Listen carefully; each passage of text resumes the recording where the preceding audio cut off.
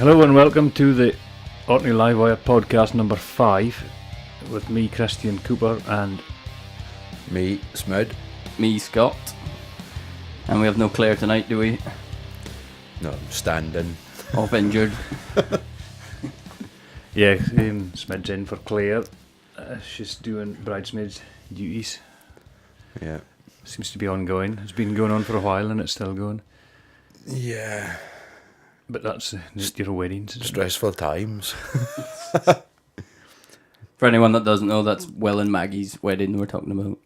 We made an awful mess of Will on Saturday morning. I think he was sitting doing his gaming thing on a muddy sunny morning with his curtains shut. Just his gaming thing. Well, didn't like to ask what he was doing. But that happens after the wedding, doesn't it? Yeah. But no, we tied him to the cross. Got him really drunk, so it was fine. He was some drunk before closing time and trying to leave. At least 3 times he tried to leave.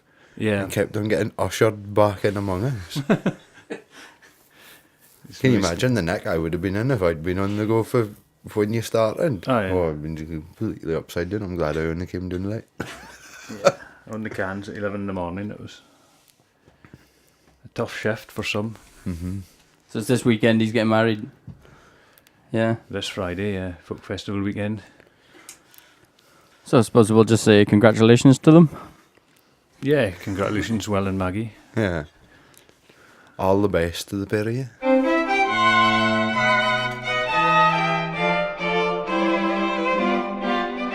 Hey, what about gigs? What have you been up to? You, Scott, you been at anything?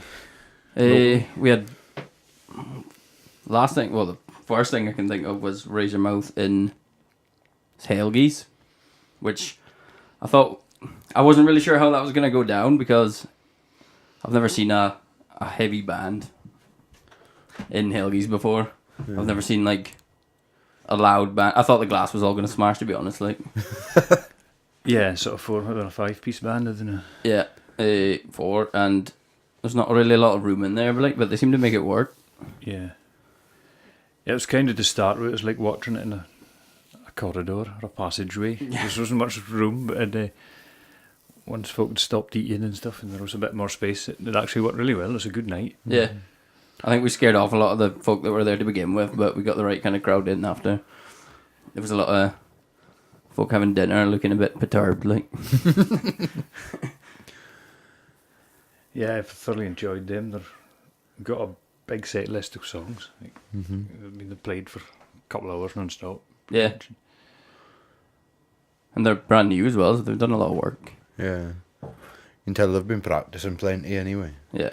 And their drummer's 18 now, so they can play in every establishment in Orkney. It's just a bonus.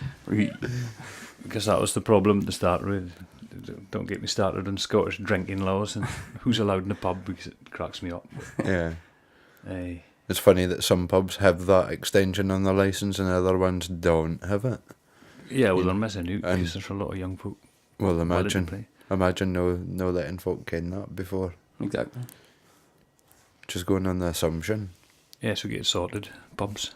Yeah. You know who you are. Who has it? Motorhoos and Helgies obviously have it. Yeah. Is that it? I wonder if the Ola has it as well. I'm not entirely sure. I'm not sure at all, but I certainly can.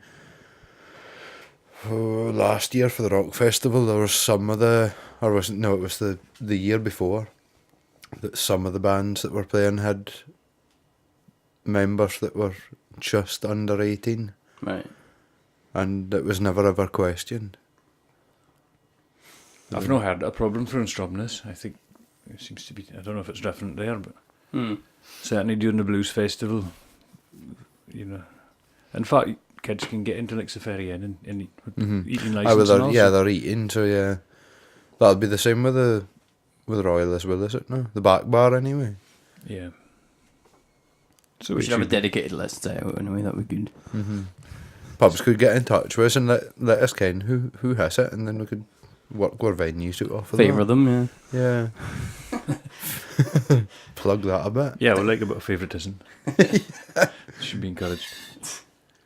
And the night after that, we had 10-ton Dozer playing in the Motorhouse. Yeah, that was quite a loud night. It's quite a good night, that. You were working there, weren't you? I was working that night, yeah. You got a different perspective then. Yeah, it wasn't a lot of folks say about how busy it is when there's bands on, but it kind of comes in waves. You get about half an hour where you're absolutely flat out, and then it dies off, and you actually get to enjoy the band. And so, the first time I've actually heard 10-ton Dozer sober. That's a new experience. That was a new experience, and they're actually really, really good. Didn't expect that one. No, I mean, for anybody that's not seen 10-ton Dozer, obviously they're for Shetland, but their lead singer's he's for Tasmania. He's just like the Tasmanian devil, isn't he? Best way to describe him when he's on form. That makes a difference, having a big, good front man that engages the crowd. I've always thought, everyone says that about them. Dave does a fantastic job of that, and he is funny with it as well. Well, the more nervous you look, the more likely he's going to pick on you, basically. So, yeah, if you're avoiding eye contact with Dave, he'll come up and sing in your face and make sure you're humiliated. Scream in your face for a pretty minute and rub a sweat on you. Everybody likes a bit of sweat. Sweaty Dave Cock. Cock sweat. It must be tiresome having that nickname, because your whole life, ever since you started school, that is going to be the joke. Yeah, so we'll... In fact, Dozer played again on the Sunday, but I wasn't fit for the Sunday. Oh, it was good too. Yeah, it was just a bit quieter, but they played the same stuff just as well. They were meant to be doing an acoustic set or something on the Sunday, were they not? And then they just... Is that right? Yeah, no, we'll just fire up. Just plugged it in. Yeah, plugged it in and It was got all on. set up and ready to go anyway. Yeah. And was it Jamie? Get on the drums for Keith. That's right, yeah. Yeah, that was different. It was different. That man's really, really talented. Yeah, I asked, and Jamie's a drum teacher as well, apparently. So Oh well. he was. I think was he the original drummer at one point? Jamie Duncan. Yeah. I don't know if he was. There are a few drummers. I think Keith's the longest standing. I actually kind of laughed. Dave was. I asked them about the songwriting. He said his daughter wrote some of them. All right. Yeah. Jeez. About 12. Jeez. Yeah, some of the lyrics kind of are a bit bizarre. Yeah. Not sure if they make total sense, But then but again, maybe they do. do they have to? Not really, no. Hey, what else was there? First Foot Soldiers. We had the First Foot Soldiers down here. Yeah. Weekend before last, a couple of weeks ago. Absolutely fantastic as usual. Yeah, brilliant gig. Kind of expect that with them. They are good. Yeah, well, they do all covers, but they do all covers really well. Yeah. All songs that folk ken and like to get up and dance about to, and they kind of give that atmosphere when they're playing as well. Yeah.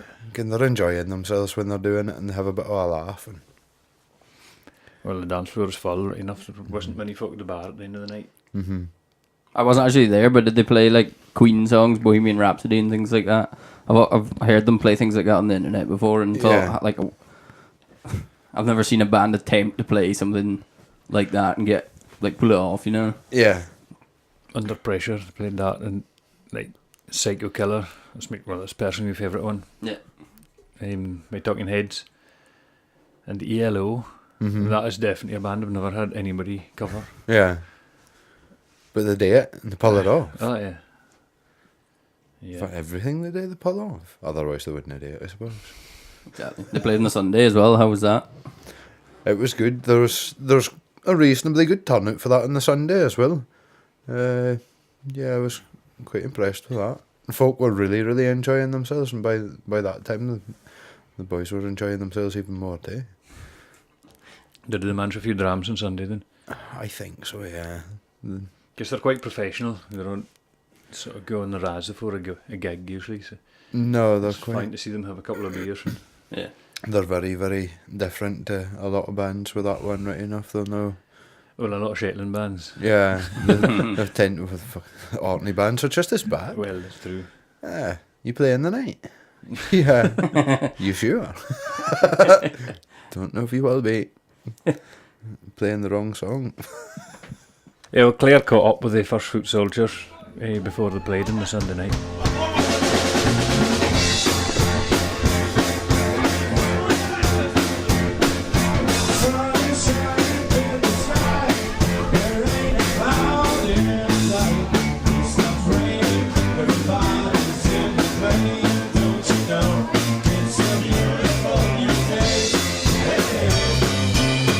Right, so we're here with the First Foot Soldiers. Welcome, guys. Hi. Hello. Hey. Would you like to introduce yourselves? Well, that's Rob. Hi, Rob. Hello.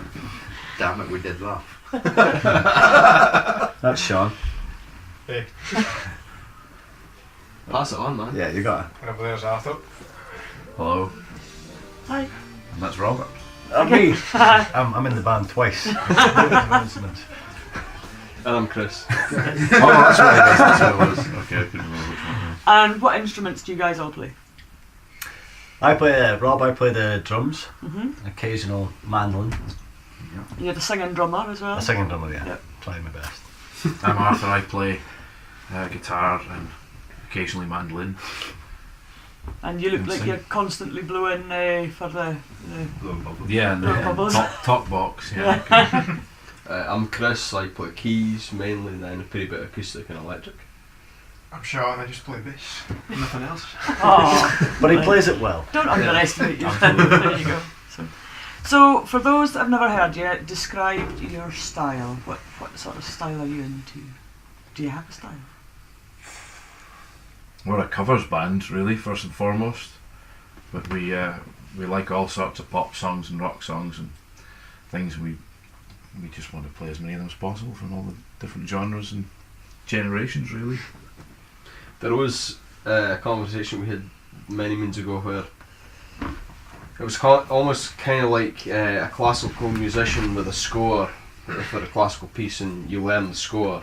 Whereas what we were trying to do was do the CD as a score and Right. like do as faithful a cover as possible. It's not as much. We have tunes now where that's very much the what we go for, and then there's also stuff that we go for almost the complete opposite. Occasionally, yeah. Yeah. But I think that's very much what we aim for is like a faithful cover. Yeah. You play an awful lot of older style covers as well. You're not particularly modern, as you would say. We But only that's have not a bad thing. we only have one band policy, which is that no songs after 1999. Yes. Yeah. I think that was noted after the first rock festival when you came and played for Yeah, us as well, and it was yeah. much appreciated, I think, by quite a lot of the audiences. That's pretty much the only policy, I think. Yeah. Yeah, I would say. Yeah. So what sort of songs do you play? What tracks are you into? Whenever people ask that, I say, "Oh, we do covers of Beatles and Rolling Stones," but that doesn't really do us justice. No, it doesn't. Because we do so much more, Yeah. like Cars, Yeah. and Dire Straits, and Talking Heads. Talking Yellow, Heads. Yeah. Oh yeah, Pile of Queen songs. Yeah. That's it. and the medley just gives us, just takes it off the Medley scale. is fantastic. Tell us how that came about. How did you decide on doing the medley? We played the Tall Ships a few years ago, Right. and we already had Folsom Prison Blues in the set, and we lost count of the amount of other bands that had it in their set. And also we started to get a bit sort of, I don't know, that was part of it. Just got a bit bored of it and thought we'd put something in the middle and see if it was making a bit more. I'm sure it just started with like 3 songs in the middle of it. Yeah. Yeah, we've always had Ace of Spades and Superstation. I knew it's like what, 24. Yeah. Yeah, Fine. 20 songs. Absolutely It fantastic. takes about half an hour. Yeah. You certainly had everybody jumping up and down last night and looking a bit sweaty by the end of it, so it's good. They yeah, it's pretty funny because there's things like Teen Spirit, I Feel Love, Praise You at the end, but then we stuck in Only Fools and Horses because it just fit. The gig this afternoon in the Motorhouse, it was quite hot in there. Yes. And my feet are going the whole time, bass drum, hi-hat. And by the end of the gig, I've never had it before, but I had a sweat patch on my knee. I had sweat patches in the back of my knee and on the front of my knee. So it kind of gives you an idea of Yes. what's going on, the energy into Plenty it. of exercise. Yeah, there's plenty of steps. And how do you guys decide on your set list, generally? Do you have a set list for every time you go? Yeah, basically I request a song and then they all say no. Right. Like, do you mean in terms of like on a night, do we have a set list for the whole night kind of Yes, thing, or do yeah. we have, Do you have it pre-arranged or? It does depend, I would say. Just we recently- have a bank of songs basically. Just Yeah, recently Arthur's kind of put together a bank of songs of like Yeah. different sections that you Yeah. can pick and choose from. But there's like an acoustic section, so it makes sense to do a bunch of them in a row. The Johnny Cash Jackson, Yeah. and then Handle with Care. Handle with Cares in That's there. always in there. We yeah. put Have You Ever Seen the Rain in pretty recently, and then Losing My Religion's always been in that part. So that makes sense to do all those songs, and then you've got the songs where there's 2 electric guitars, so that's Aerosmith and My Sharona, Psycho Killer, and then there's piano synth songs, which goes from Beatles, Sgt. Pepper, Power of Love. Yes. My Huey Lewis in the News, by the way, not Frankie Goes to Hollywood.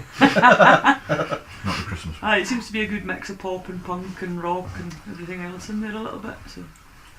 That's the idea. It's just stuff that we enjoy listening to. Well, that's it. I mean, if you like the song you listen to, you're never going to get really that bored of playing it. Yeah. You're going to enjoy Yeah. playing it. And songs that have been in the set list and we've gotten bored of playing quickly, like Find no a way longer with it, get yeah. played. And Yeah. what do you reckon it was? It was like, It was nearly a whole night's worth. yeah, tunes that we played in the past. That We learnt no Carry On My longer do. Wayward Son briefly, and we learnt there's all sorts of other ones. Coffee and TV by Blur. Hall & Oates. We're just going to name them. Hall & Oates, yeah, poor Hall & Oates. Song I They got requested. pinned as well. A lot of it is a number of gigs you can see what works and what doesn't in terms of a night. And Also, it is odd that the things you didn't think will work. if you don't enjoy really it, Aye, you what's the don't point? want to, even if it's Yeah. a great song, if you don't enjoy it, if we're not particularly, if it's not quite fitting with us, then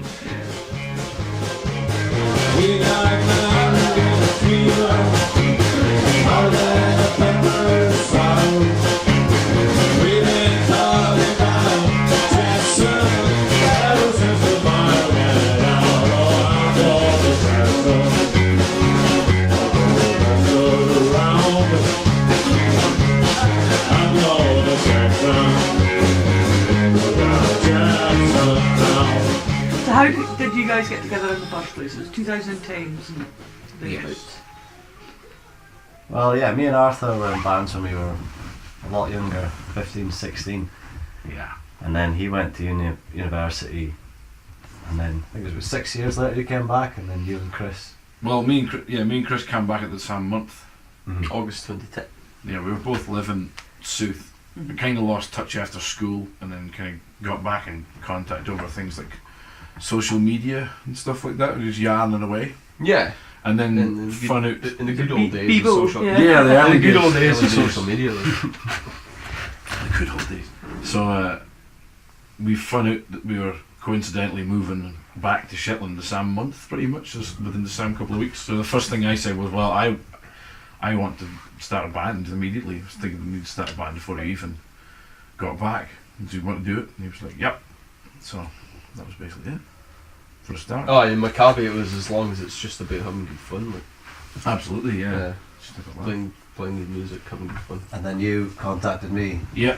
about you coming into the band, and couldn't quite decide on an instrument for me. So I played bass in our previous Okay.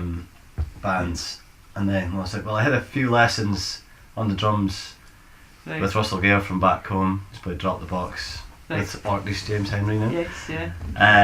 And I was like, well, I had a few of them to like in order to pass an exam. And then Arthur was like, well, you could sit on the drums until we figure out what we're gonna do, find a drummer. Sit you in the background. And there I'm still there, I'm still sitting on the drums, trying to figure out what I'm playing. Well, it seems to work. Yeah. I really didn't want 5 and we already had Joe on board as well. He was going Right. to play bass and sing. Joe would have been quite young at that point, was he? 14. Yeah. And Who's the Joe? Joe's Joe Watt. Oh yeah. so, yeah, I knew that we basically already had, well, all 4 of us sung, so I knew that. And that Rob and me and Chris and Joe can all play guitar and bass. But I really didn't want to find a 5th person, Yeah. because it's just, There can be a bit I've of been a in 3 cliche pieces. as well, couldn't it? I've been in 3 pieces for years, and then I just thought 4 is enough. It's another person to try and get together for a rehearsal and you know, try and get time. And I just figured it out along the way. Yeah. Still on. Drumming by numbers. And then Joe left the band like 2013, Yeah. something like that. Yep. And then Sean here was getting lessons with Brian. Yeah, Your he was dad? getting lessons with my dad on bass. Dad, after about 6 weeks, said, "Need to get young boy in a band." Comes back playing all the bass lines that I gave him. And it So, all just came together. but that was ages ago. Ages before that, though. That was like a year. That was like 2 years probably before you actually joined the band. So I was hearing that. So that was like, okay. But you were in bands at the time though, weren't you? Yeah, just a couple of things, just school pals and things. Never anything really serious. It was just it's my first up, biggest Yeah. band. Do you regret it now? Yeah, we're Every day. Every day's a struggle. still in nothing serious. Well, Do you mentioned rehearsals there. What sort of what like are rehearsals? Are they just a bit of banter, or are they a bit more formatted and serious? Or Now we have a lot less time, so we've got to make the most of it. When we started out, well, Joe was still at school. 2 of us were still technically living at home, Yeah. and Rob, was living You were with in his, Lerwick. living with his then girlfriend. Who was still wife. who was now my wife. now you're right. No, my wife. Yeah. Yeah. I was finishing that sentence. So we had a lot more time on our hands, I suppose you could say, Yeah. and a lot less responsibilities. And now things are not like that. We've all got Aging old men and Yeah. everything's responsibility stuff creeping going up. on. Yeah, we used to like play stuff like Beach Boys, and that took a lot of trying to get the harmonies. So we'd actually dedicate Had to be actual together. rehearsrsals Yeah. to the just getting Yeah. the vocals right. Yeah, we actually did. We Yeah. actually practiced like at one point. Like, seriously, yeah. Practiced a lot, pretty much every Thursday religiously for like Yeah. years But, nearly. Yeah. Good And one. now we're lucky if we get once a month. That would be a minor miracle, I think. Yeah. It still seemed quite tight for it though. It's not bad. Played a lot of gigs, Yes. Yeah. but we've spent it was 8 years building up songs, so Yeah. we just try and add and subtract occasionally songs, but it's fun. It's working. So I would love to be able to rehearse far more. It would be better. It would be good fun, but. Yeah.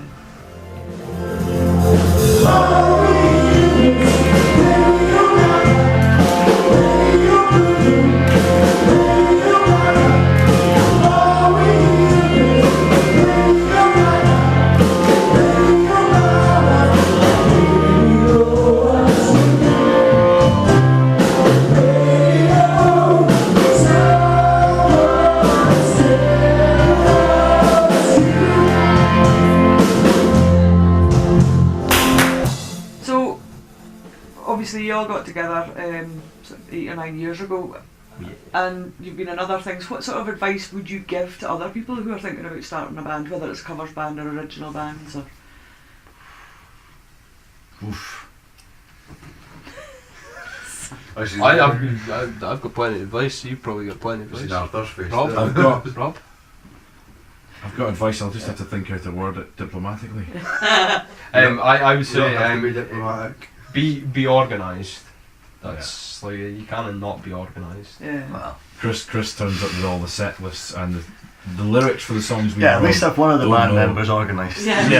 Yeah, one of them was. Somebody knows what they're doing. You can't Equally- have excellence without a base or some kind of organisation.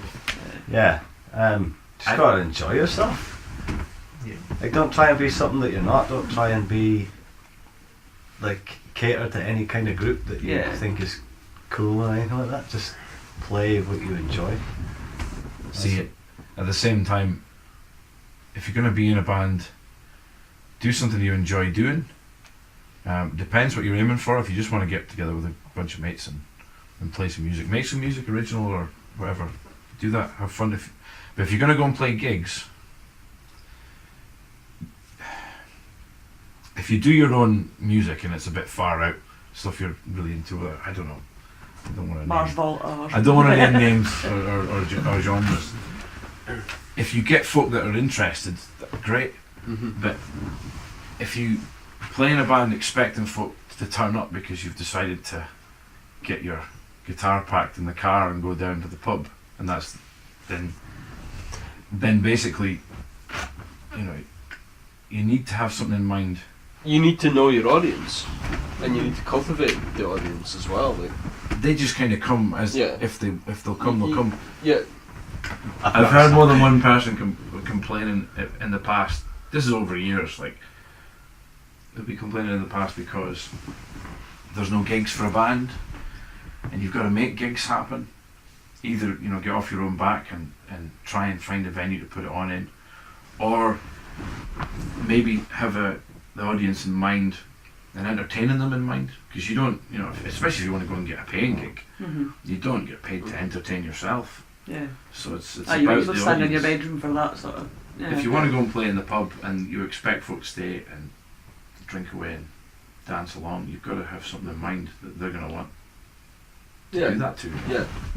If you want to start a cover band and you want people to come and see the gigs, snobbery doesn't work, you know. Some folk like hearing the old tunes. There's a reason why they're popular. Whatever that reason is, folk like it. Start out with a few ones that folk are really into. When you start out, folk will come and give the other ones a chance. That's kind of I find that as well, even with a lot of the local bands here, that if you don't start off with a couple of covers and amongst your own original stuff, nobody's going to pay you any attention, because you need to get that hook to keep them. The Beatles and the Stones. The Beatles had about 5 hours of material, and I don't know. I think it was even more than that. They played in Hamburg, and they didn't write their own songs. They have 5 hours worth. They learned everybody else's. So the Stones as well. They all start out learning covers. Yeah. So you come down to Orkney quite regularly. What do you think of the local music scene down here? Is it comparable to Shetland, or is it different? I don't think it probably is comparable in the sense of like being able to, as two things you could compare. Because you've got far better venues in here, I think, generally. More venues. In fact, as well, and they're quite good. We just don't have the same amount of pubs. Nowhere near the same amount of pubs that'll put on live music. They just aren't there. And what you do have tends to be out of town as well, isn't it? You've got like the Midbury and Pierhead and things like that. You don't have an awful lot in Lerwick as such, from what I've experienced when I've been up there anyway. Not as many as Orkney. Yeah. Like the rock festival. The first time we came down, we couldn't believe how it was almost like a relay race. Kind of passed it on to the next pub. One guy would be playing an acoustic set 12 somewhere, and then there'd be a band on, or 2 bands on, and then tea time there'd be bands on, and then there'd be a big event at night. You know, in Shetland you'd be lucky if everybody went to the big gig at night.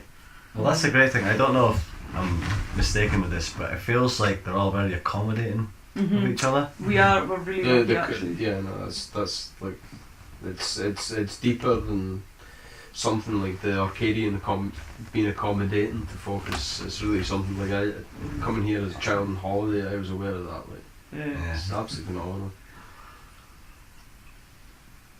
I didn't mean to totally silence things, but no, I just wanted to be down there. No, it really is. Like, no, absolutely.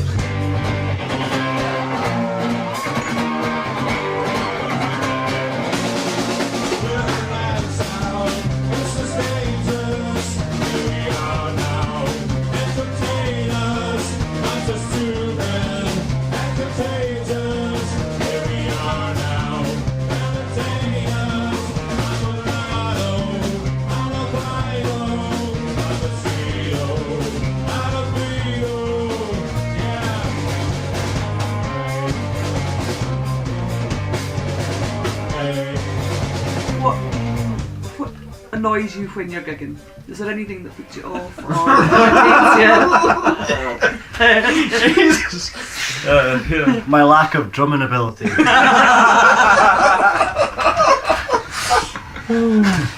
Just winging it. Annoys them all. But to me, it's fine. Unfortunately, Story. it's a double-sided coin that the thing that you most enjoy is quite merry folk having a good time, but also quite merry folk can sometimes do things that are really, really annoying, like stand on your gear and turn your guitar off like that. One of two people on the dance floor today managed. Like, fair enough if the place is completely crowded and rammed and someone knocks into your mic stand, but there's two guys on the dance floor and one of them still managed to stand on my guitar pedal and mute the whole thing. So stuff like that. I recently had a guy do that in a gig where he was walking towards me to say a song, and I could tell he wasn't going to stop when he got to me. I was like, don't come here. He stood on everything, knocked everything down, and was completely indignant and couldn't understand why I was so annoyed. And then requested Wonderwall. So that was a little bit. Yeah, I might have lost me cool for a split second. Yeah. In total honesty, there is elements of that situation that's like you have to be totally on guard, like, because you don't know what's coming. When our friend, the air guitarist, this evening was doing his thing, he was just edging closer to this fucking glass of water that was sitting outside the monitor, and the whole time it was just like and then he went and did it was a YMCA, he went and did a bit of a dance in the middle. He wasn't very good at spelling that to begin with.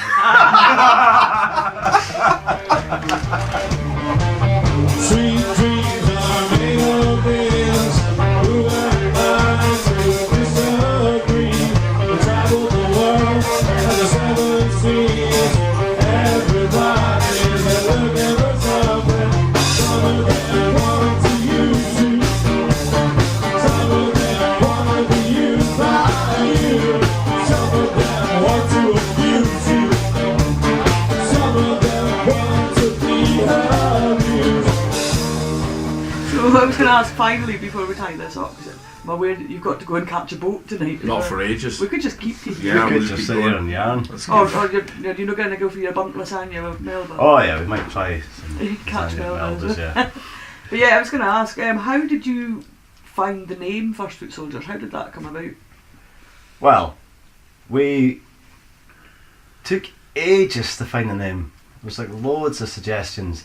Naming bands is a nightmare. At least if you name a child, you can use a name someone else has already done before. Yeah. But with a band, you're kind of stuck with a Copyright, unique isn't it? combination of letters. And So you try- basically, there's a group of boys that I grew up with in Bray and Shetland, and we go first footing when we acquired the shopping trolley one year, and we fill it full of drink.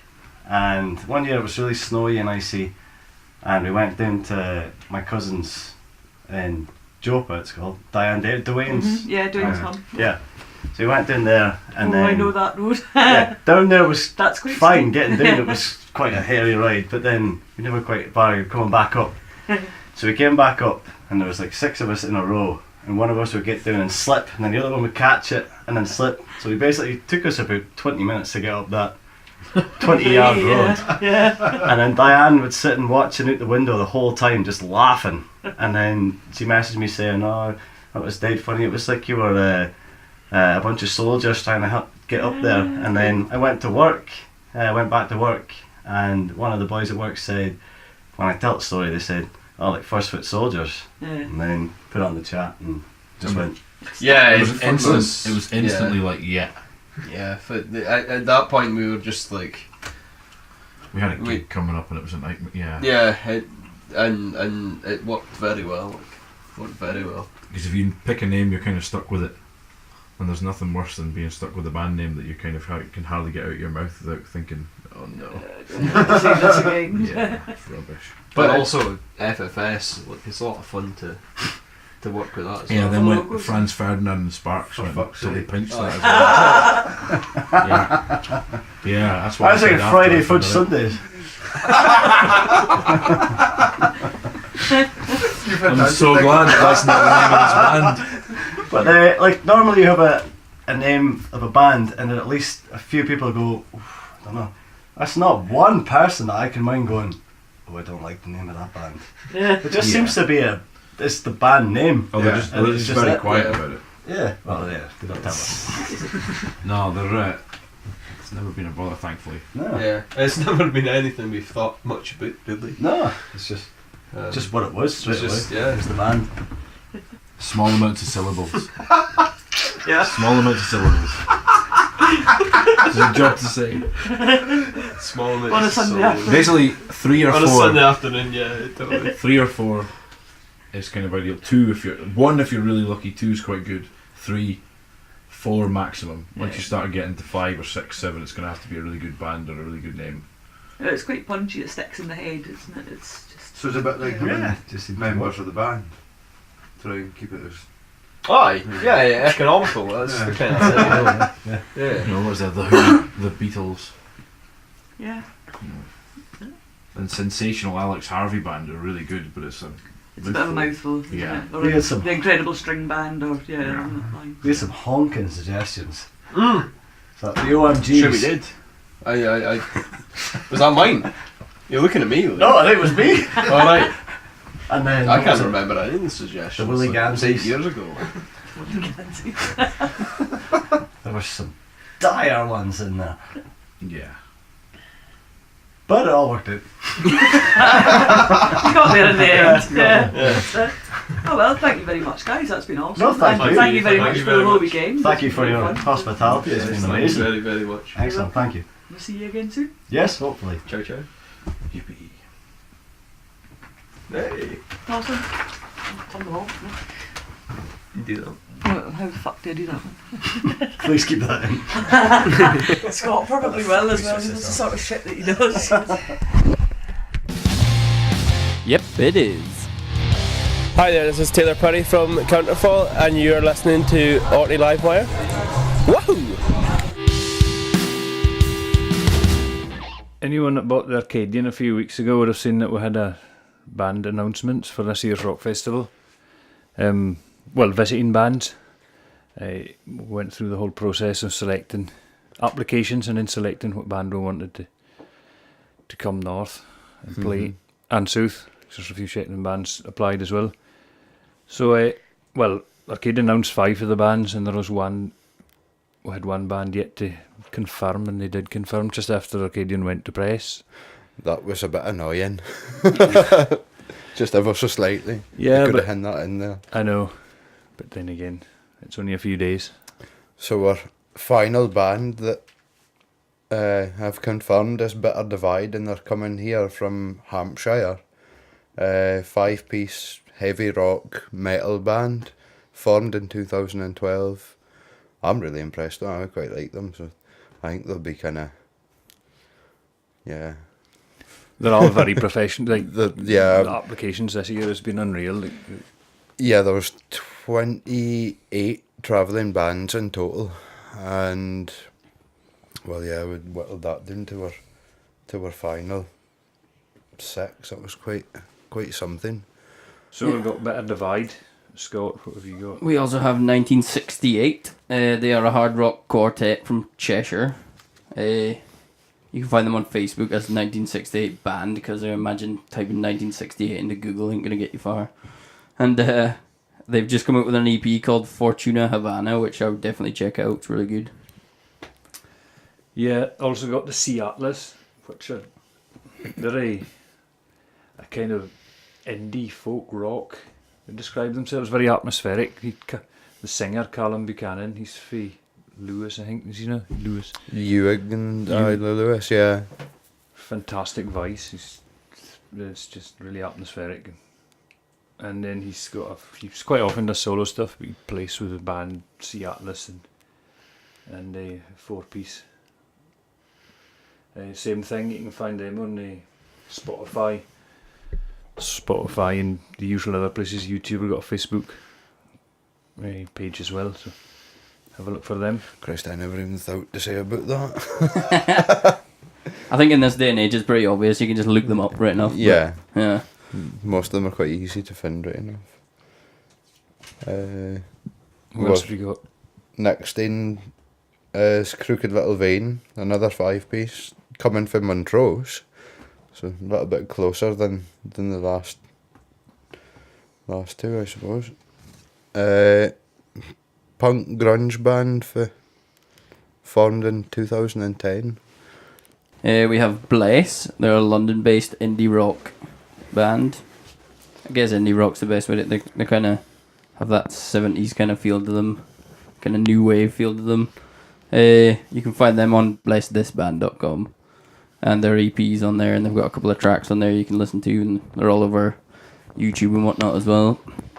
Again, very professional sort of videos, eh? They Yeah. just look the part. Really well done. Excellent. Oh, and also we've got Dozer coming for Shetland, which everybody knows and likes, and we spoke about them earlier. They'll get you warmed up. Sweaty, motion, stamping on each other, crowd surfing. We want to see it all. Oh yeah, I'm sure we will. So over the next 3 episodes before the festival, we're gonna do a little profile on 2 of the bands in each episode, and we'll get an idea of what they sound like. Hopefully, get some sound bites if we're allowed to use them, and get everyone ready. Yeah, it'd be good to hear some tracks for them. Obviously, we need to ask for permission. Maybe get an interview or 2 as well with some of the guys that's travelling. Yeah. It'd be good to hear about how they heard about us, and, because obviously the word's getting out there. It's like, Well, that's the furthest that any band's going to have come for yet. Or possibly that you could come for in the UK. Coming for Hampshire. it's so far off, yeah. They're doing it in kind of a legendary way. Themselves and 1968 are both driving up on the Friday night, catching the ferry on the Saturday, performing, and then going back on the Sunday morning again. Yeah, I'm not quite sure if they realise how far away we are yet. But Yeah, I was kind of wondering that. Again, it'd be an experience. that'd be a good 14-hour drive. Well, maybe not be quite so bad doing it through the night. Yeah, and like you say, they're all pretty excited about the bands this year. Just the calibre and professionalism, the way they got other biographies together. Yeah, the way they applied was really, really good. Yeah, so if you go into our Facebook group, the Orkney Livewire Facebook group, and up on the website soon we'll get links to all the bands. It's no easy to keep a track of what we're saying here. No. So we'll get all the. I can't even keep a track of what we're saying. So I don't know how anybody listening in can. So yeah, look at the website, Orkney Livewire, and the Facebook, and we'll probably put some tracks up there as well, and links to the biographies and photos and stuff. This is Colin Finlay, and you're listening to the Orkney Livewire podcast. Do you want to speak about a couple of the bands that's coming up just to play around the pub gigs? There's a few travelling bands coming to play in the pubs. Yeah, well, I've definitely gotten confirmation from Counterfall that was here last year. Obviously, Taylor being my son, he'd come up here and play for us, and he's a good spud that way. Like, Oh yeah, he's a good egg. looks after his dad. Make me life easier. We also have, after the atmosphere that the Forgotten Sons was given last year, they've been very, very keen to come back and play again. They did put in an application for the main event, but have also decided that they want to come back and play pubs just to have a carry on and a bit of a spree. just for the crack. Yeah, it's just for the crack. So yeah, there's been a bit of interest for some of the bands that played last year. The Forgotten Sons, obviously. We had the Dirty Lemons.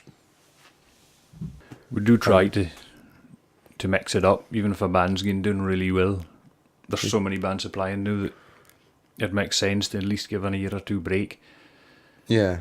For the main event anyway, to keep it fresh. And well, the whole idea is to introduce new music and new bands. I certainly wouldn't. I wouldn't knock back bands for playing the previous year. You'd definitely be keen to tack. Well, it all depends on what bands apply, but I wouldn't have said don't apply the second year, because if you're really, really good and all the committee really, really liked you, fair chance that you might Well, get that's back. it. There's always a chance, and you can find that if you put on a good show, it's going to the next year. The same folk and more's going to come out to see you. Mm-hmm. Yep, so a hit from last year's rock festival was Edinburgh-based band Iron Altar. Their guitarist Daniel Drever, originally from Westry, came in to have a chat and tell us a bit more about himself and the band. Right, so we have Daniel Drever here from Iron Altar. Welcome, Daniel. Hello. How's it going? I'm pretty good, yeah. Cool. Not too bad. You're just back in Orkney for a little visit at the moment. Yeah, up seeing family. Yeah, So that's cool. heading back tomorrow. Don't really want to go. I know it's the draw of the island, isn't it? So, Yeah, I like coming back more and more yeah, nowadays. But got to get back to work and life. that's it. Real life down south again. So, Yeah. so you're based in Edinburgh nowadays, aren't you? Yeah. And you are the guitarist for Iron Altar. Yes. Yep. And so, how did you come about to get into Iron Altar? The short story is I met Andrew Callis, the vocalist, through another band that I was hoping to try out for at least, because they were needing another guitarist. They all had their own things going on. Every member was in a different band, so they decided to focus on their own individual things. And me and Andrew, we had nothing going on, so we thought, let's just start a band then. And then we kind of gradually picked up members as we went along. Started off, again, we kind of poached, I suppose, members from different bands until we kind of settled in the lineup we've got just now. So we've had, we had to start off with a different drummer, actually different guitarist and different bassist, which were in the band for the first sort of wee while and did the EP with us. And then we got the guys we've got now. So we've got Linz on drums and Neil or Squee on guitar, and then Skoogs on bass, Jamie, and then me and Andrew. So Cool. How has the lineup changed your sound throughout the course of the band? I think when we first started, we had Lyle, who was our original drummer. We kind of borrowed Simon on bass, and we had one of my mates, Nick, on guitar. And Lyle was already in another band, Sapien. He's in Sapien and Kingwich, who are doing very well. And Sapien is a band of kind of big riffs, big sort of stonery, doomy elements. Simon, who's into sort of black metal and death stuff, and he was also into a lot of hardcore. And then he was actually in Kingwich as well, and a big sort of, I think the term they're kind of coining is turbo doom. So it's like high energy, sort of again riffy, quite doomy stuff. Nick was very much into sort of modern stuff, and I'm pretty much open to anything metal and rock orientated. So we kind of had a mixture of different songs on the first EP. A couple of tunes sounded kind of similar, and then we had one that was two that were very different again from each other, so we didn't really have a sound per se. And then we took on new guys, and we've gelled very well and kind of nailed down a sort of sound, I suppose. Every song doesn't sound the same, but there's the same sort of key elements to it, so it feels pretty tight at the moment, and we're I think we have a sound, I suppose. I don't know what it is, but It certainly works anyway. My other half has a copy of the EP, and he's quite delighted with it. Yeah, it was good fun. Yeah. So you recorded the first EP in August 2016, and you're currently working on a new album now, is it? Yeah, it's getting close to being finished. Yeah. Jamie Gilchrist from Kingwich is recording it and mixing it. So we've just got some vocals to finish, I think. Some vocals and some bits of guitars and stuff like that. So it's getting pretty close to being finished. Do you have a release date for that? It's recently moved, but we're hoping it should be done fairly soon in the next month or so, and we'll maybe try and release it in September. You're on tour as well? Yeah, we have some tour dates in September again. Sort of September up until November should be. Anything you want to plug? Busy. Nothing that's really been released yet.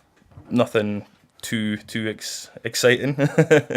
But we should be getting down to England a fair bit, which is what we've been trying to do. Yeah, I've seen you've got a few gigs in Newcastle and. Yeah, I mean, like last year we got a good few shows in Newcastle and down to Hartlepool, and we came up for the Rock Festival, which was amazing, and Aberdeen and Inverness. So we got about Scotland a fair bit, Glasgow as well. So we'll hopefully do some of the same, but also we've got dates sorted for London, Manchester, Birmingham, and trying to work on some Irish dates as well. So just get new places and new crowds. And is it just the gig circuit you do, or do you do festivals as well? We would do festivals if we could. Yeah. But so far it's just kind of gigs. Yeah, I suppose work and everybody trying to get a time off together and stuff. Yeah, definitely. Harder. Hopefully we can keep building and do some more festivals, or start doing festivals. Yeah. Is it difficult to get into them? I don't know. You've not tried? I have a little bit. Yeah, we've sent some applications in, but there's so many bands, and I think especially in Edinburgh there's so many bands doing a lot of gigs, a lot of touring all over the place, and you see I recognise a lot of the names on the sort of Scottish and English metal festival circuit, I suppose. So I think it's something to kind of build up. We've never, apart from the Northeast, we haven't really been down into England. So if we can start getting more gigs down in places like London, especially, wider spread, getting a better name for ourselves, then we'll get doing some more festivals. Cool. But the gigs are cool. We've found usually the smallest venues are the more fun ones. Yeah, and you'll have built up quite a good fan base in the areas that you've already been visiting as well. So word of mouth hopefully spreads. Yeah, it'd be nice. It's always good to sell some T-shirts and sell some CDs and try and get people into it. And have you ever been somewhere that you didn't expect to see one of your T-shirts walking down the street? I haven't seen too much of that, but I have seen certain people that have bought merch or been at gigs that appear to have travelled quite far, which is quite cool. Cool. So we went up to Inverness, and we've never played there before. We don't really know many people up there at all, and then someone walks in with an Iron Auto T-shirt, which is quite cool. And then Glasgow as well. We have mates through there, and bands that we're friends with as well, and you see the odd T-shirt. It's quite cool. But it's always nice seeing a T-shirt. Must give you a little buzz, doesn't it? Oh, definitely, yeah. That's cool. My ego inflates a little bit more. Who designs those T-shirts? Because they're really complicated looking. That one was a guy called Blood Boy. To be honest, it was just this name that had appeared that we'd been told about, and we went on, I think it was on Facebook. He's got a Facebook page, and he's got tons of artwork. He does album covers, he does T-shirt designs, and of varying levels, and we just found one we liked, really. So the first EP, we wanted to have CDs ready, we wanted to have merch ready. It wasn't like a quick rush sort of cop out, but it was certainly easier just seeing a design that we liked, having a price, buying it, putting it on a T-shirt, getting the logo put on. It's a good way of building revenue for yourselves as well, if for going on tours, buying equipment and stuff, isn't it? So, yeah, definitely. Yeah, it normally just pays for a fuel or somewhere to stay, depending on where we're at. So yeah, it's always good. And you've been working on videos as well at the moment, haven't you? We've actually got a video finished, before the actual album's done. So we're waiting for the album to be finished and get the final mixes and masters, and then we can have the guy who's doing the video sort of sync it all together. There's a guy called Ryan in Edinburgh. He goes under RJAH Films. He's done Kingwich, their video. He's done Disposables video, Robot Death Monkey, all sort of Edinburgh-based bands, and he's very good, very, very good. A lot of storyline, which is always pretty Yeah, I was cool. going to say, It's is good there fun. a particular story or theme that it's following? Yeah, it should be quite cool. The long and short of it is there's a big reveal of an iron altar at the end, and these sort of zealots or like hooded monk dudes is what I've been describing them as on their pilgrimage to the iron altar. So it'd be quite cool. And does that tie in with the lyrics or anything in any of the Not especially. No, There's sort of elements of imagery? Yeah. it. Yeah. There's lots of different themes to the lyrics, and I don't have much to do with the lyrics, so that's all Callus's work. But he definitely, the song that we chose to do the video for fit the theme of the video to an extent. So that's cool. Yeah. So you came up for the rock festival last year. How did you hear about the rock festival to start with? Well, just be friends. Yeah, I can't remember exactly what it was. Through coming from Orkney, perhaps. Or I definitely. Yeah, everyone was talking about it, and I'd left Orkney before the rock festival had started, so there wasn't anything like this when I was living here. So yeah, I definitely wanted the chance to come up and play. It was, apart from maybe one gig, we were talking about this the other day, it was like the first time I've properly played in, or at least done like a full set of original material in Orkney. Okay. Especially in the Motorhouse is pretty cool, because it's a I good always went venue. there to see folk playing when I was younger, so it was cool to actually finally do it myself. Yeah. You say it's one of the smaller venues, and it's the atmosphere you get back, the feedback you get from people standing in front of you is really cool. Yeah, it's good. I like the fact that even though you're kind of wedged in the corner and people are trying to get past the toilets and stuff, it feels like you're jammed in playing a heavy metal concert. It's quite cool. So how did you get into music in the first place? I suppose family, my upbringing. There's always music around. I think I can remember how I got into rock and metal, but there was always, there was Scottish music and stuff like that. You Dad plays lived on West Street, West Street, one of the smaller isles. So, yeah. Yeah, so Dad played bass mainly in the West Street dance band. I don't know if they actually had a term. John P. Name, yeah. So he was always up at dances playing bass and stuff like that. So I tried learning a bit of bass, and he played a wee bit of fiddle, and I remember trying a little bit of that. That didn't last very long, but it was always interesting, and always had guitar since I was wee as well. So it was something that just naturally kind of happened, and got into school and just wanted to play guitar really. So.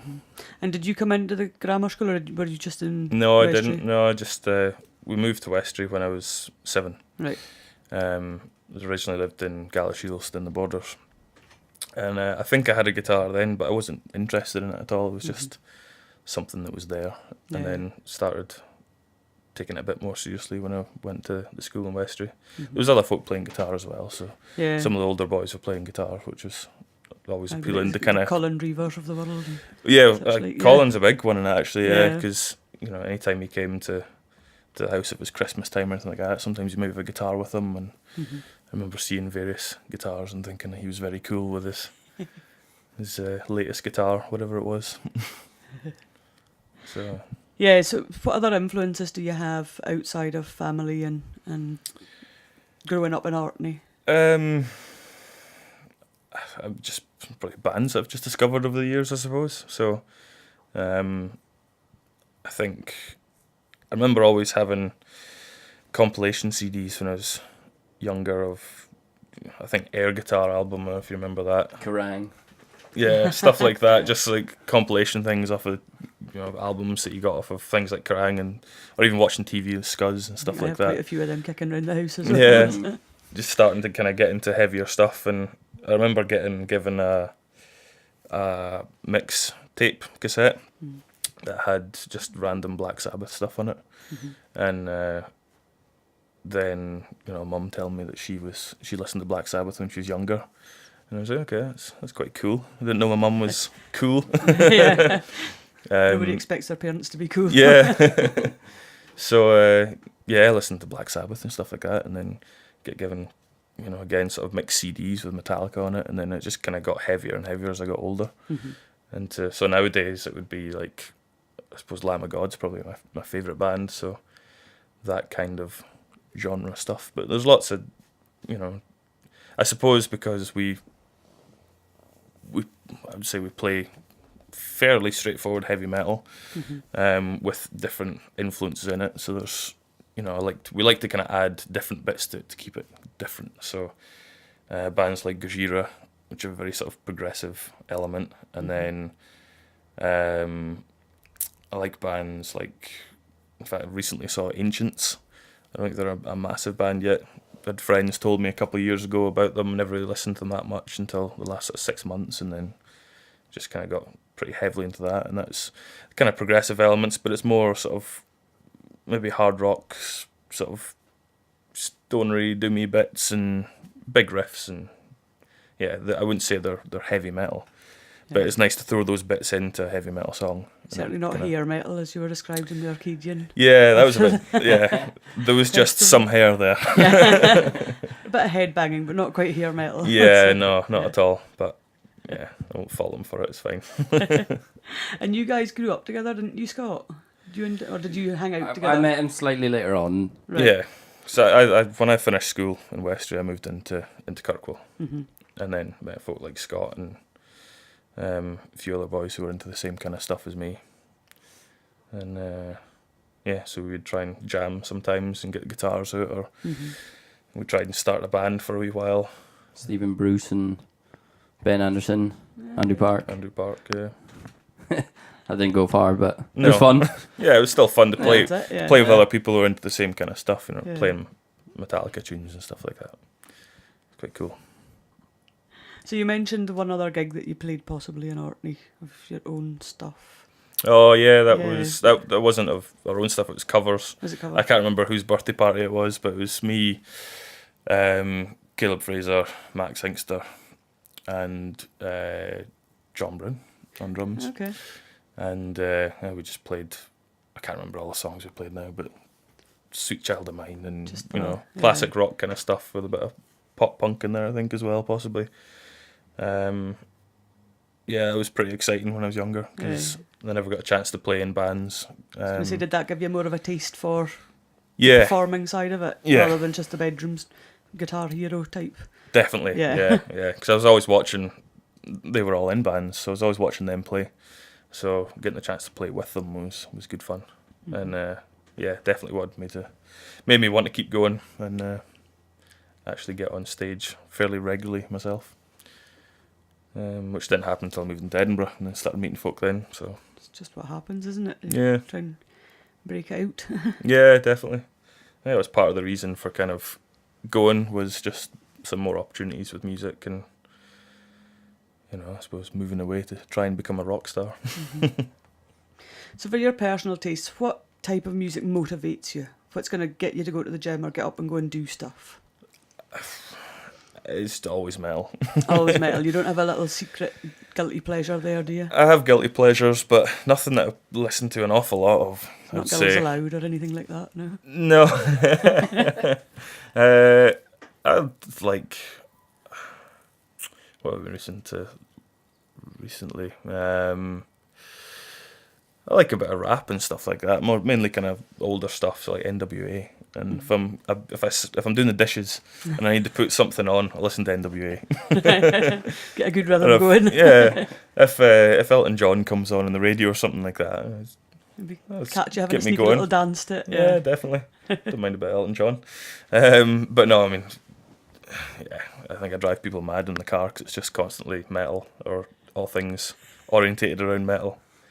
I always hear not lots of people, but some people kind of say you shouldn't corner yourself into one sort of genre. Yeah. But I think there's so many different variations Well, within the metal and rock category that you can go for some softer stuff. You can go for something that's a bit more slower paced and a bit groovier, or you can go something that's frantic, or even you get some stuff that's just, you know, like mathcore type stuff, which is intense timings and stuff like that. And some people think it's just noise, but you can pick out quite a cool yeah, rhythm. there seems and to be a beat. lot of stereotyping for if you say you like rock or metal, it's just you're shoehorned into that one category. But yeah, like you say, there's a wide range of genres in that category. So Yeah, I think definitely. that's something we try and promote the whole time for Rock Festival. Yeah, isn't it? definitely. I've kind of fallen out of the way of knowing what different cores there are. There seems to be a lot of cores nowadays. I couldn't tell you. I like some of it, you know, some hardcore bands are cool, but then even hardcore's got different meanings. I don't know what hardcore is in relation to deathcore and cheesecore and couchcore. I don't. Yeah, there's a lot of them. A lot of variations. I think most of the core kind of genres don't appeal to me that much. Yeah. But yeah, I mean, certainly some elements of metalcore and, you know, bits of hardcore and stuff like that are pretty good. But again, like I say, I mean, it's even within the metalcore brand, you get a whole different style of music from when it first started to now, and yeah, you can just put a label on anything basically and call it what you want. So. Yeah.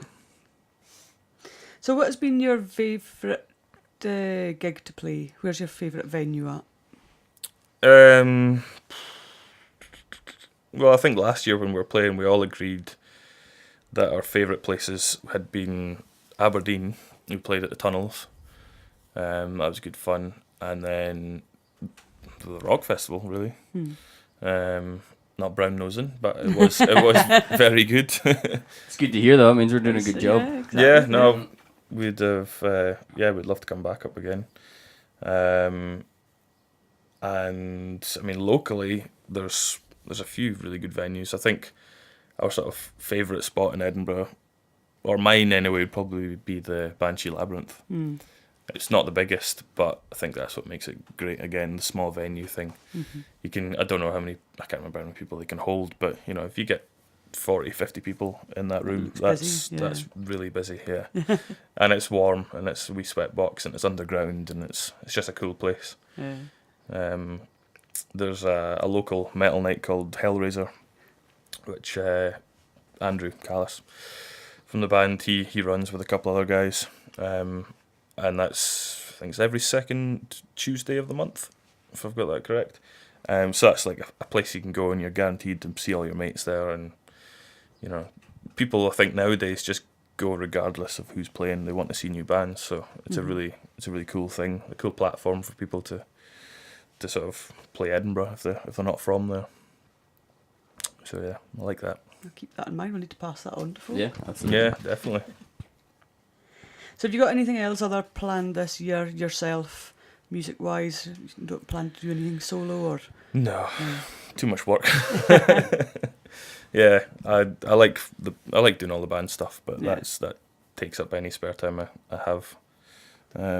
Organising gigs and trying to get the album finished and recording, and then we'll have weekly rehearsals and try and organise set lists for gigs and stuff. So it's just it's too much to be doing anything else.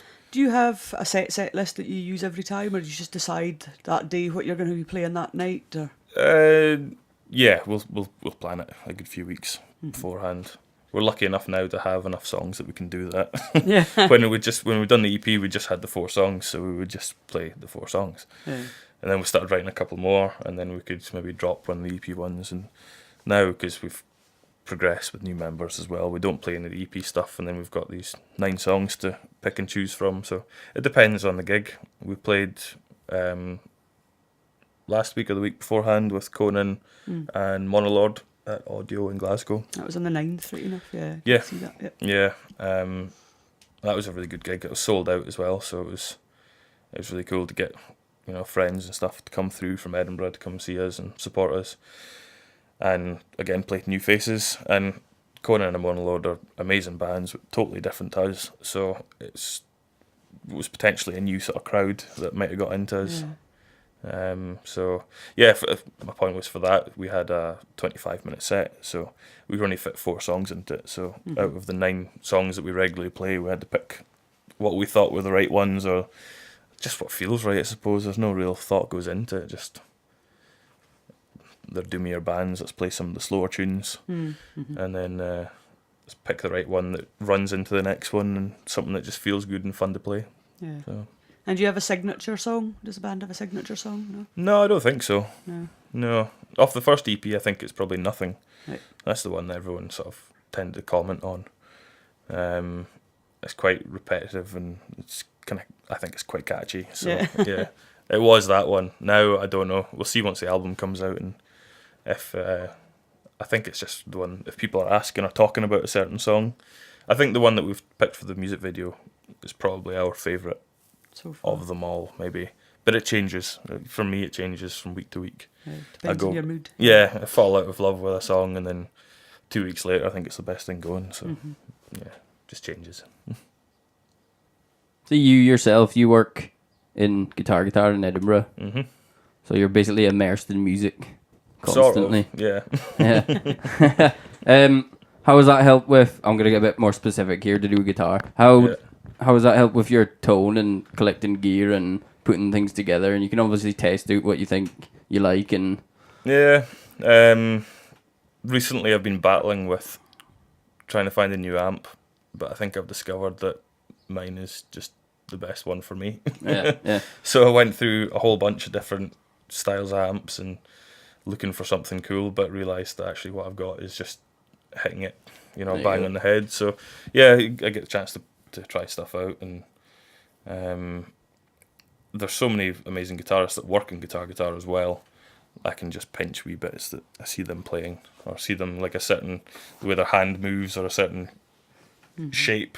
I'm not very theory minded, so I'm just looking and like trying to pinch bits all the time, scavenging. So yeah, no, it has been good. I actually bought my amp years before I worked in guitar. But yeah, you definitely get, when you're surrounded by so many amazing and expensive amps and expensive guitars, and yeah, it's easy to kind of get lost and want to start buying everything. Yeah. So what advice do you have for anyone thinking to get into music or start up a band? I think just meeting people is probably the best thing. If you don't know anyone you can start a band with, then you obviously have to find them. So I found that out going down to Edinburgh. I just had to kind of find the local, like I was saying about like the Hellraiser nights. I discovered that after quite a while living down there. That there was a whole bunch of people there's an amazing network of musicians in Edinburgh, and especially in the metal scene, and most of them were there. So you just get chatting to folk. Find a way of infiltrating it. Yeah. I think it doesn't matter what your skill level is or anything like that, you can find a way of making music. So yeah, meeting people is probably the most important. If you could gig with anyone dead or alive, who would it be? Slash. And It's a pretty easy one. Just massive Guns N' Roses fan. right. Got into them when I was wee, so that would be. He's just the coolest guitarist ever. Have you seen him perform? Yes, yeah. We went and saw them with Guns N' Roses last year in Ireland, Of course. which was good, but big stage, very far away, couldn't really see much. The better gigs I think have been when he's been playing was Own Stuff with Miles Kennedy. And get right up close and see him. Yeah, I saw him at Download a couple of years ago. It was quite good. It was earlier, so in the evening it wasn't quite as busy. Yeah, some 2012, Yeah. might have been that one then. Yeah, that was a good gig. So do you have any pre-gig rituals? None at all. No? Try Does and the band not have be, anything as a group? Or? No, try and find everybody. Someone's maybe in the toilet, someone's maybe at the pub, well not at the bar. That's usually it. It's normally just like, I try not to get too stressed out and too nervous. It just depends on the gig. Pacing up and down the floor and going out for a fag. And Yeah, there's usually a lot of that. Trying to keep everyone sober as well. And what annoys you when you're gigging? Not an awful lot, to be honest. The load-in's never great, and it's never great if you're in a rush, but it's just part of doing it. And I love doing it, so I don't mind any of the negative sides. Yeah. A lot of people's common answers is folk dunting microphone stands into them or tripping over monitors and things, but For smaller gigs, I For smaller suppose. There's a gigs, lot yeah. of that. I think I like that. yeah. Get a bit Adds ruckus. to the ambience. Yeah, I'd quite like it if people just, storm the stage. Yeah, no, none of that bothers me at all. You can tell you've not performed in Orkney very often. You've not said the one more tune thing. So. That's another common answer, isn't it? It is, yeah. I think I'd like that as well, to be honest. Yeah. We must try and write a song out of it. We're trying to get somebody to write a song about it at some point. I think one of the liveliest gigs for the rock festival, the mosh pit ended up in the drums. Yeah, that's true. I So- nearly thought that would be kind of annoying, but And finally, just before we finish up, I usually ask most of the bands or anybody that's in visiting ask this, but how did Iron Altar get their name? We stole it, or I stole it and then suggested it. Right. Jamie Gilchrist, I mentioned earlier, who's doing the album. I worked with him at Guitar, good friend, and he was starting King Witch, who were doing very, very well. If you've not heard them, you need to. And one of the, I don't know if it was his idea or not, but one of the ideas that he had mentioned was Iron Altar. And they weren't quite sure about it, and they went for King Witch. And then about 6 months, maybe a year later, we were starting the new band, and that one always just stuck in my mind. So I think I mentioned him beforehand, just like I want to call it Iron Altar or suggest it to the rest of the guys. Right. Everyone liked it, so that was it. That's good. It's simple. a good name. Yeah. Mm-hmm. There's no real meaning behind it or anything interesting, Right. just it sounded cool. Cool. Well, thank you very much. Thanks for coming in to see us. Thanks for having me. Yep. We'll see you again soon, hopefully. Yeah. Cheers.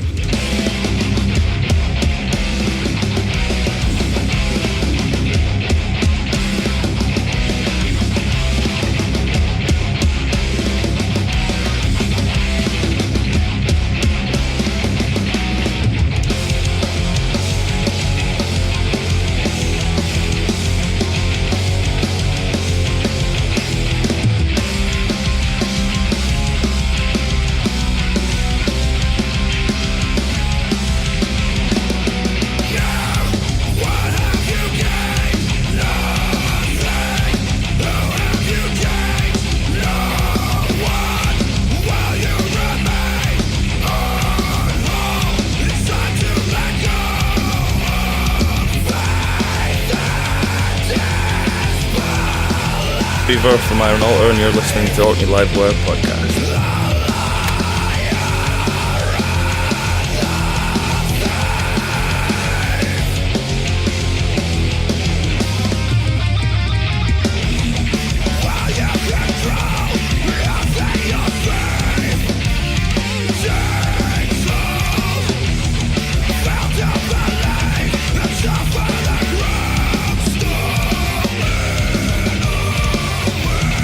When you're alone,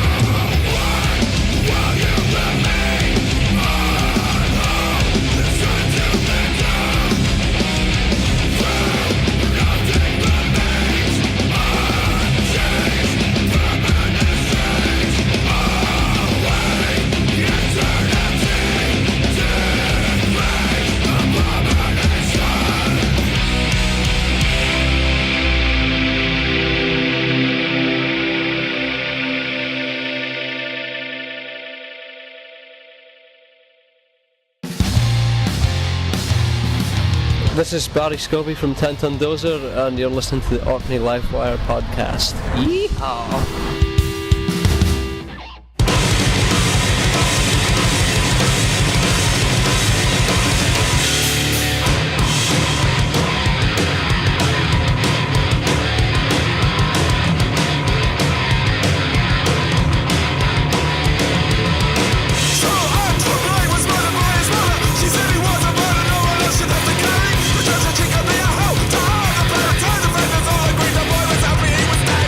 Last year's Orkney Rock Festival saw a homecoming gig for the 4 members of the punk band Fit to Work.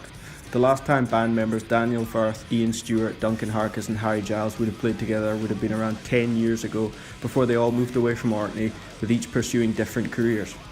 I recently caught up with Harry to talk to him about the band. Better known as a poet than a band frontman, Harry has a huge amount of creative credits to his name, and when I spoke to him he was in Shetland working towards a PhD, which might not be something you'd normally collect with the singer of a punk band. I asked him about his work with the band, what he can express with Fit to Work that he can't with poetry, and how he goes about his creative process.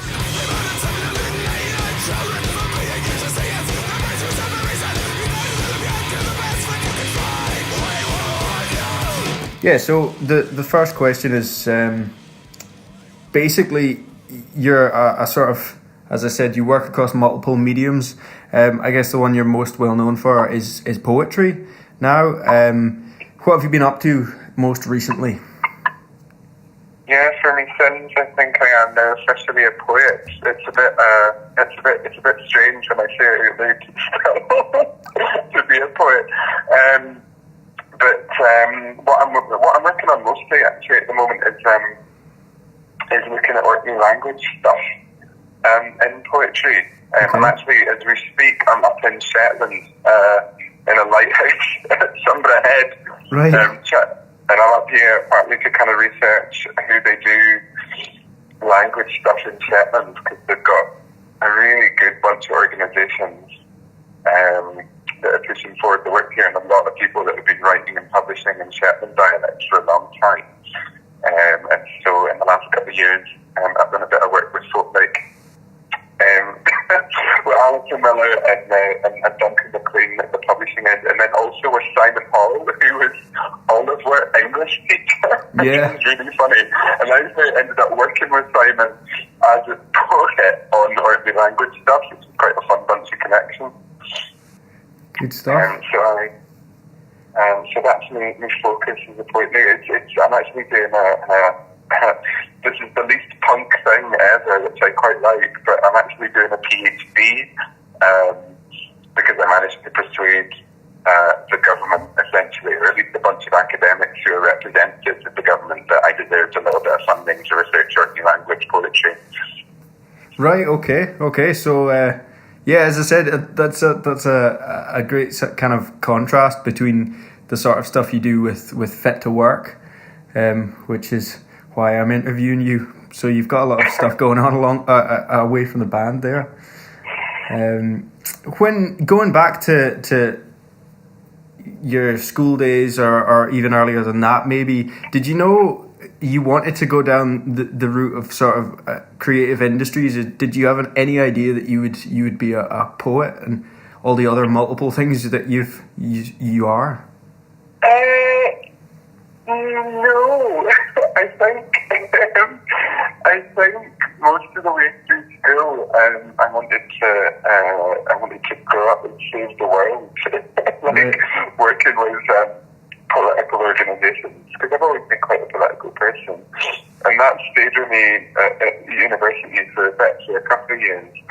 And then the more and more I got into it, and I was always writing and performing. I was always a very performative person, but I didn't think of it being a job. And then the more and more I did it, kind of in my 20s, the more I thought, well, actually I enjoy this more than anything else. Maybe I should try and make this a job.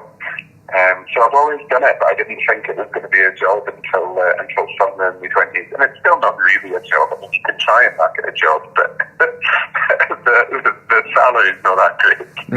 Right, okay. I was going to say, that the creative industries can be very intimidating to go into. So again, was it sort of a conscious choice somewhere down the line that you you wanted to take all that further, or do you feel it was kind of something you've just ended up in because that was your sort of natural way forward? No, after a while I did decide that I wanted to try and make a living writing and performing. And having decided it, just sort of went through it really hard.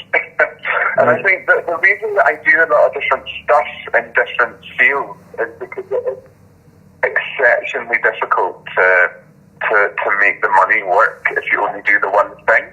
Right, okay. And having a lot of strings to your bow means that you can kind of keep looking at different bits of the arts, different bits of funding, different bits of the whole economy of the thing, to find where the next paycheck is coming from. So I kind of stitch it all together from different pieces, and that's why I end up doing so many different things. But I enjoy it, and I think that's why that's one of the things that I love about Fit to Work, and one of the reasons I jumped at it, because then I was able to do something that wasn't about trying to make a living, and it was completely different from anything else, and it was mostly for the joy of it. Yeah.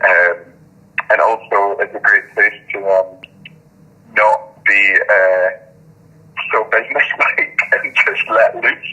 Yeah, that's what it's like for me. It's about letting loose. Yeah. Well, one of my main questions for you was what you feel like you can do with Fit to Work as compared to the other things you do, or do you feel like they bleed over, or are they very separate things for you? I mean, thematically, it bleeds over, and a lot of my writing is quite political. So yeah, thematic, and you know, I do a lot of performing, and I'm interested in that. Like, if I'm going to be fancy about it, I'm interested in that, in making connections with audiences, and like the amazing things that can happen between a performer and an audience on the stage. So I'm bringing all of that stuff. But the thing that I think about the stuff that I'm doing with Fit to Work is that I'm actually being really selfish about it. Right. I am writing just for me, just what I want to express, doing what gives me the most kind of joy and what I most need to do, what I most want to let out. And letting myself be exceptionally selfish about it. Right. That's what it feels like. Because I'm not writing to try and meet anybody else's brief. I'm not writing to try and make money.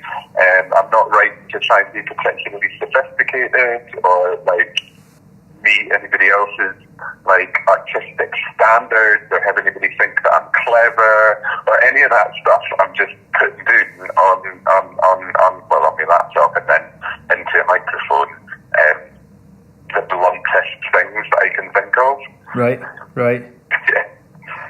What's your history with performing in bands like? I do remember you performing when I was at school. Has music been a consistent thing for you or not? No, not at all. So yeah, I mean, I did some daft stuff at school, but like I only ever was part of bands that formed for like the Battle of the Bands and just to have a laugh. So like rehearsed a couple of times and that. Right. And then when I was at uni, for a few years I had like a folk and blues band, which was nice, and really just a covers band with a couple of original songs, and that was just for fun. But I didn't keep it going after I left, and then the more I kind of focused on the bits of my career that were working and that I was better at, because I've never been that good at music, the more music kind of dropped away and I stopped having a band for fun. So until I met Ian at a sort of theatre punk show, it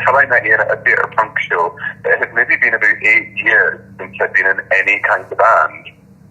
And then I was chatting to Ian and he was like, do you want to come and try doing some vocals for me and Dan's side project? And I was like, yeah, definitely, because it seemed fun, and I missed having something that was just ridiculous fun, I think. Yeah, and something that I didn't have to constantly worry about whether it was good enough or not.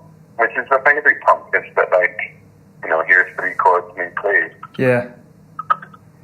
But you've joined a group that you were friends with at school who have gone and done different things, but Duncan's kind of made a comeback into music, but Ian and Daniel have sort of taken it to the extreme and tried to make, well, they've both managed to make careers out of playing. How did it feel to join those people that you were familiar with, but had, in terms of a performing thing, had been away from for a long time?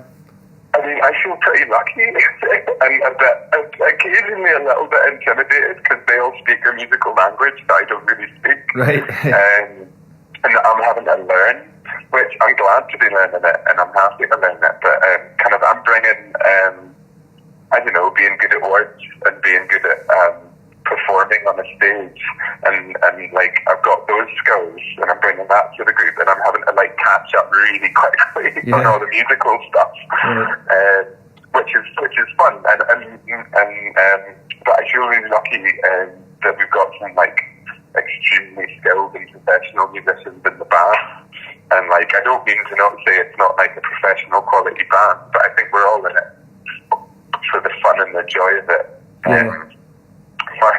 Yeah. Good. And I think it's always been this contradiction in punk, and we are kind of punk, but like it's both about letting loose and being kind of unconstrained and not meeting other people's standards, and yet it can also be quite like skillful and smart in the way that it works. Yeah. How do you go around writing for a project like that? I mean, when people see that, I imagine the first thing that they think is kind of, it sort of oozes like spontaneity and stuff. But there thought does have to go into it. You've mentioned that you kind of have a theme of politics in a lot of your stuff. And one of the descriptions of Fit to Work was that it was a political band. So how do you go around creating something for something like that? Well, I mean, I don't know if it always has to be a political band. I think it mainly is just because that's what I'm angry about. Right. At the moment, the way it works is that mostly Duncan and Daniel put together some musical demos, and I listen to it and then think about what it is that I'm angry about mostly, right, or what it is that I'm really wanting to express and have a scream about into the microphone. Yeah. And then start. Usually the music comes first, and then I put lyrics to it.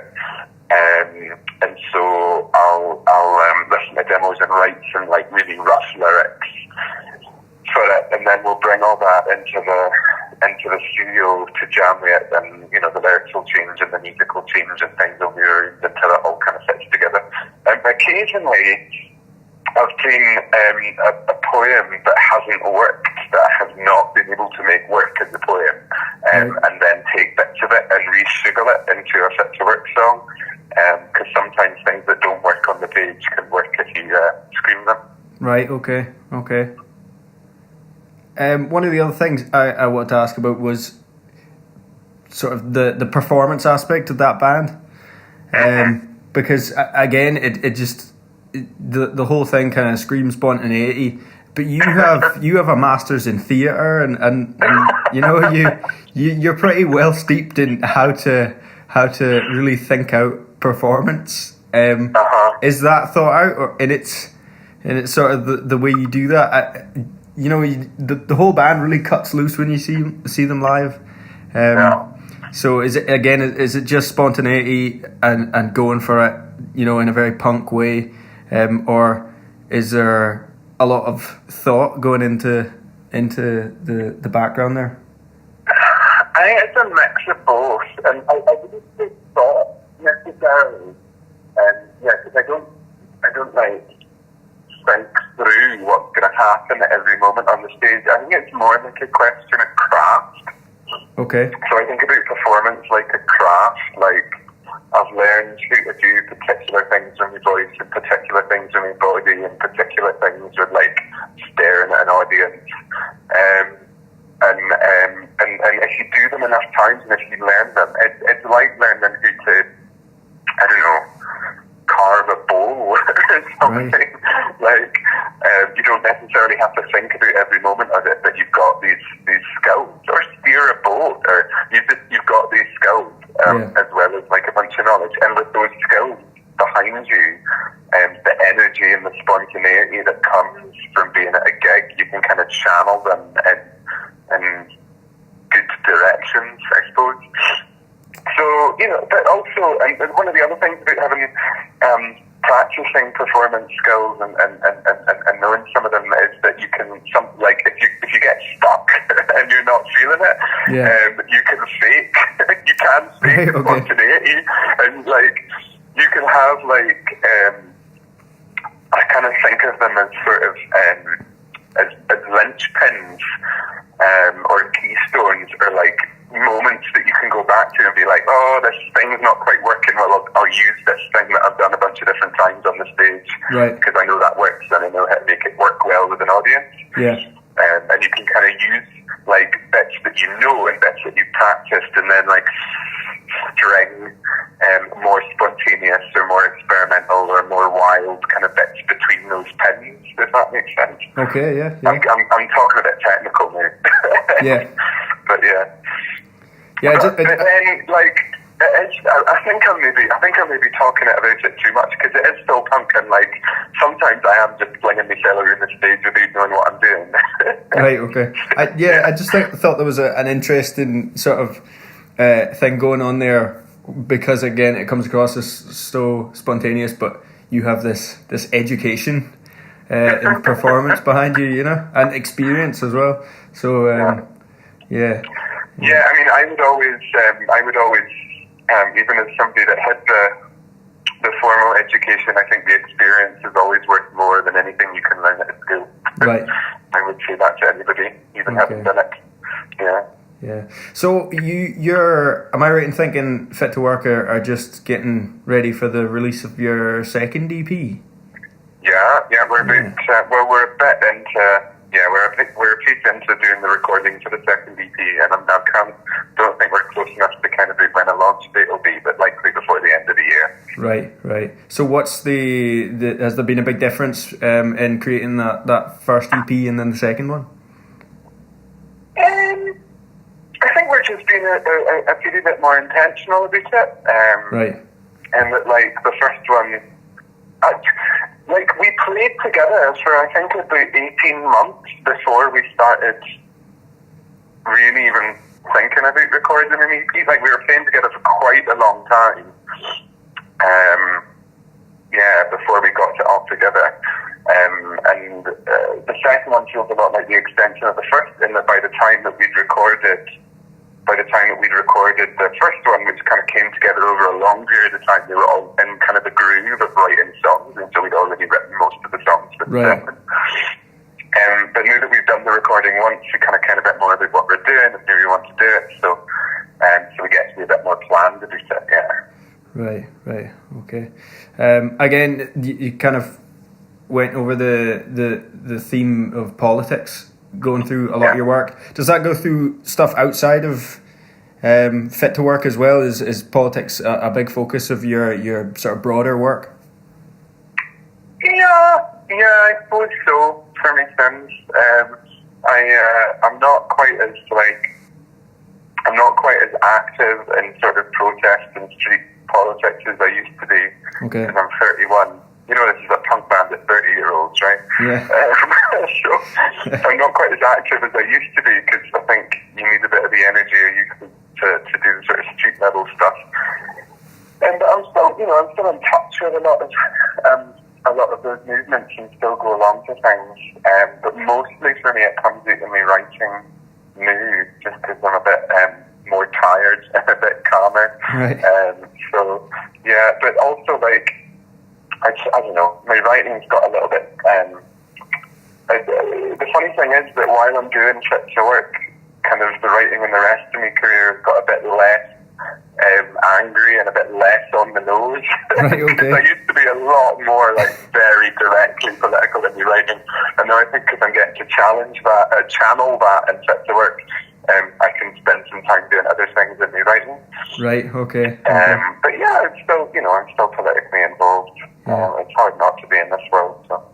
So you've got a whole lot of credits to your name. It's kind of poet, performer, game designer, musician. Is there anything that you haven't done that really appeals to you? And it's kind of on your on your list to I don't know, to go for next. I've never seen an art form that I didn't want to try. Okay. Right.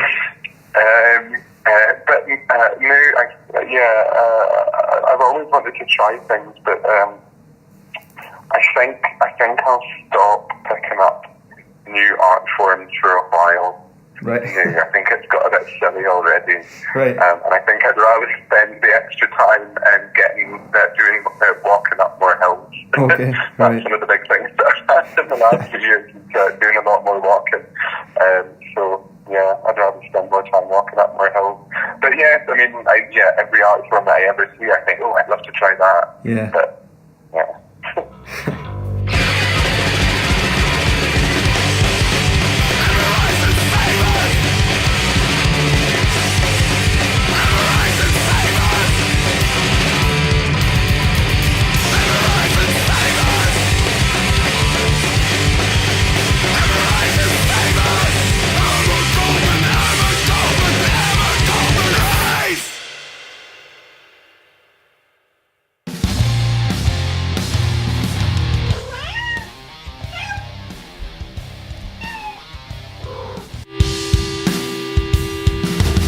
So that brings us to the what's on in the next month or so.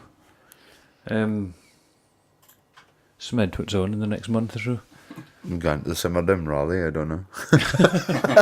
There's tea in the hall at the Picky. 16th of June. Yeah. It's got Stereo Lobsters and DeLorean doing for Shetland. The Cartel.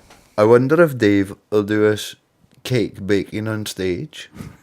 He does things like that. He does things like that. I mean, did he make microwave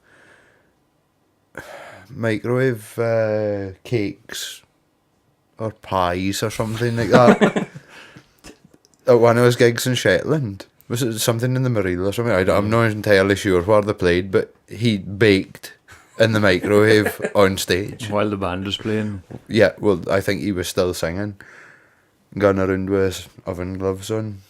He's quite generous to the crowd. If you go and see DeLorean, you'll get probably presents and stuff, sweeties and things. Sweeties and the charity box of instruments was all this pretty kids' instruments that he's bought out of charity shops. So he goes around the charity shops and, oh, look at that, there's a trumpet. Buy that, get to the kids while they're what? It calls the crowd the kids. It's brilliant. Oh, they're brilliant. Good fun band. What else have I said? The Cartel. They don't bake on stage, but they're pretty damn good. They should. Yeah, And the Big Sea Is it not the Cartel one of them is currently baking? Something in the oven. Haley Hole Howdy Dogs. They played at the Blues Festival last year. Pretty damn good. They were very good. I'm You did forward to seeing them again. I did, yeah. I was scared about doing sound for them because there's all acoustic instruments and things like that, but it worked out pretty well. Charlotte Wallhead as well. Yep, she's going to be there. Razormouth. We spoke about them earlier. They're playing on the 9th in the Torvog, is it? Yeah, upstairs. Now that he's 18. Yeah. I don't mind seeing something on the bar chat about that just before the gig. Oh, it was like 2 days before, wasn't it? Yeah. Guys, could you not have mentioned that like beforehand that you couldn't have? Oh, yeah, okay. Never mind, but Craig the Plague's just gotten back to me right now to say there is a jam in the Ola on Sunday afternoon. And why is that significant? Because the folk festival is on this weekend as well. Yeah, it's quite good to go through in Stromness and have a few beers on a Sunday afternoon. If you live in the town, you can come back and still get some music in the Ola. Take an instrument. It's an open jam. That's why it's called a jam, I suppose. Yeah. But Craig's usually there leading everything. I've always found that if you go through the folk festival on the Sunday, for the Sunday sesh, you never actually make it back to the town till Monday afternoon. Yeah, the good old Sunday sesh of the folk festival. It's kind of fine that there's something on in the town after that. Yeah, I think so. That would be a good shout, that. What else is on? There's not much else been advertised. The Reel is always have stuff on, so keep an eye on their Facebook and website. There's always bits and pieces going on there. But I don't have much else I can think of. Quite month. I can't think of anything off the top of my head. More so kind of... There's a Metal Haggis thing south, isn't there? Yeah, Full Metal Haggis is on the go down in Aberdeen this weekend. Dozer's headlining one of the nights ahead. Is that the festival 1968, is that as well? I think they are, yeah. And Electric Mother, of course, as well. So maybe then they might realise how far it is to drive, nearly. We've been nearly here. I think they're more than prepared to do it, right? Yeah, good. Yeah. But I mind Taylor said about going down to London for a gig. Well, they went down for, was it Mammoth Fest? Train for Aberdeen to London. Well, I think they did the overnight thing and then came back the morning after their gig. So it's not unheard of for bands to travel a hell of a distance. No, I mean, if you're kind of serious about your band, you do have to travel, or else nobody hears about you. Yeah, well, that's very true. You're just a local band, aren't you? Yeah. There's no such thing as just a local band. That's bad. Well, that kind of wraps it up for this month, I think. Mm-hmm. Are we going to play? Yeah, I managed to get a acoustic recording of 10-ton Dozer playing... What's the song called? The Walk... The Valley. The Valley. Yeah, I managed to get a recording of them playing that acoustically, so we'll play with that. So it's goodbye for me. And it's goodbye for me. And me, and we'll catch you next month. It's goodbye from him. Bye now.